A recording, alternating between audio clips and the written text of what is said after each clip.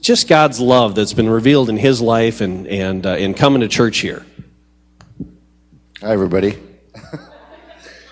I remember when I first came to this church, the thing that kind of struck me is, man, you guys sing a lot.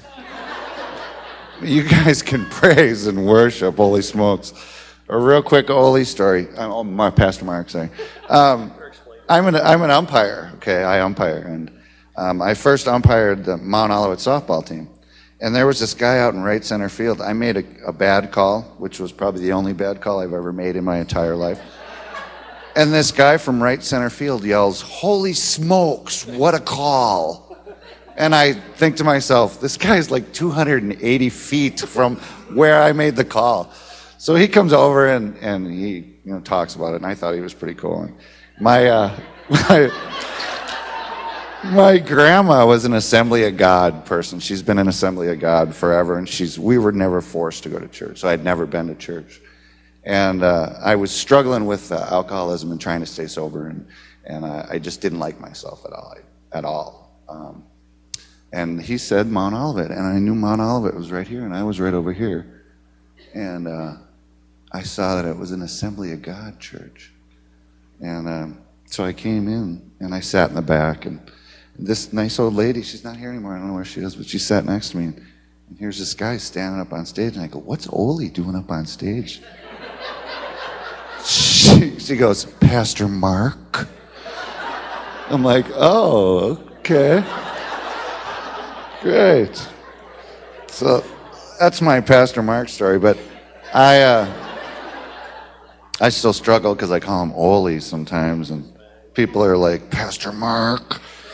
So anyway, I came here, I felt something. I still hated myself for what I did in the past, a lot of shame and guilt and stuff like that. And there was this retreat that was going to happen, and I met Pastor Sam, who I've never called anything besides Pastor Sam, and he basically told me to go to this retreat. I didn't have the money, and somebody out of faith, out of love, put the money up for me to go to this retreat. I went to the retreat. It was an awesome, confusing time.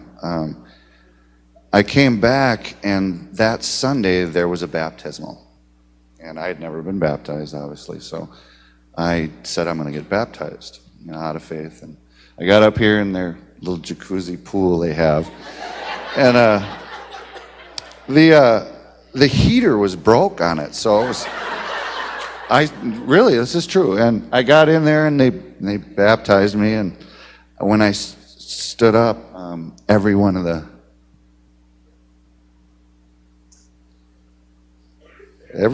the guys that were at the retreat were up here on the stage, and they were applauding for me and showing me unconditional love. So, sorry. That's where the love started coming in. A few people think you don't make an impact on somebody's life. I used to come here, and you guys would just say hi to me and give me a hug, and I used to do bonehead things, like with Tony, I did a bonehead thing, and he still loved me, and Joel and Neil and, the softball team. So anyway, so since you guys have showed me so much love and all this, I decided that I need to share something with you.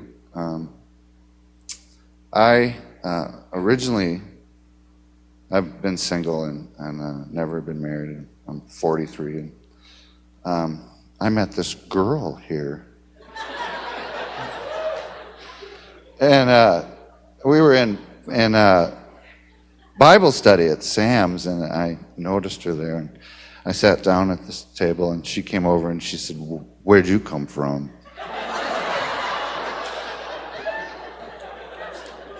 And I was a little confused. I pretty much thought, I don't know, my mom?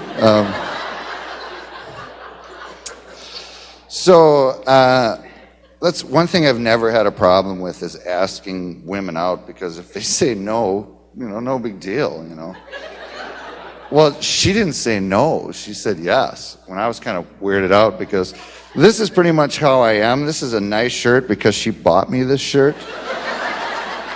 But this is me, I have shorts and sandals, and most of the time I have a baseball hat. But she knew I was speaking today, so she wouldn't basically let me wear a baseball hat. Push come to shove, we've been going out for a while, and I'm just truly blessed with her in my life. The love that she showed me, I'm sorry. She, unconditional love, really accepted me. And what I'm going to do right now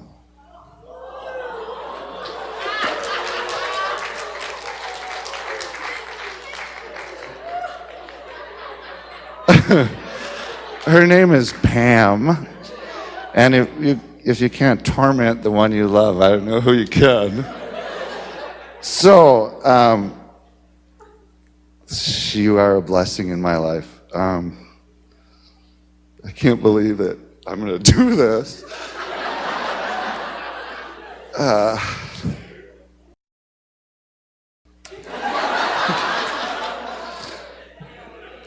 Thank you very much for loving me, and thank you very much for letting me be a part of your life. I'm going to be blessed with a 12-year-old daughter named McKenna. Oh my gosh.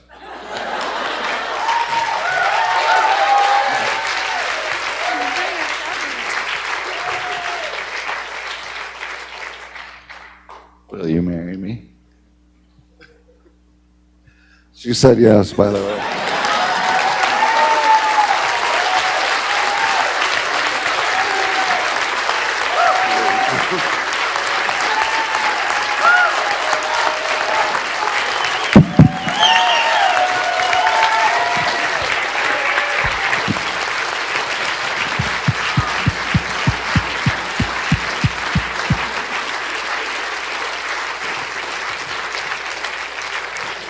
Can you say amen?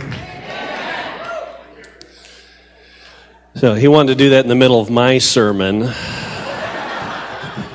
said, you do that, nobody's going to hear anything I have after that. But this was more appropriate. Just the way God weaved this theme together today of the music, Pastor Jim's word, and what God has laid on Pastor Heather's heart. I just felt like this would be a great moment, Butch. So let's go ahead as planned. And you've never seen that done before, have you? Here, I mean, in a church on a Sunday morning, and that was part of the thought behind it. As Butch was meeting with me, what do I do? I said, you got to do something different, do something unique. And he said, well, all of the people that I love are at Mount Olivet, so I want them all to be there. Isn't that awesome? That's how much he thinks of you. That this most special moment in his life, he wanted to share it with all of you. And Pam, I hope you don't mind us intruding on this special moment today. You guys are awesome. McKenna, way to keep a secret. 12 years old, kept the secret. I am way impressed. So, great job.